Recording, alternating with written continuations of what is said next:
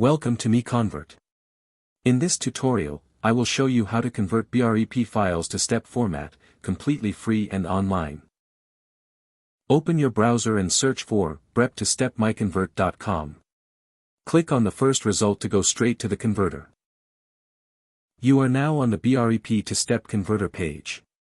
The interface is clean and easy to use. Let's upload a file. Click the Choose File button. A file picker will open.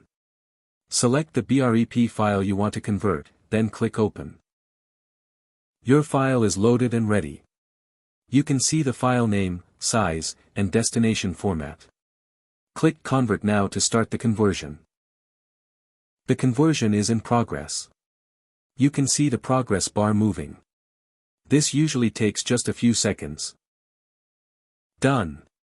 Your file has been successfully converted. Click Download to save the STEP file to your computer. That's it. Visit MiConvert.com for more free conversion tools. Subscribe for more tutorials. Thanks for watching.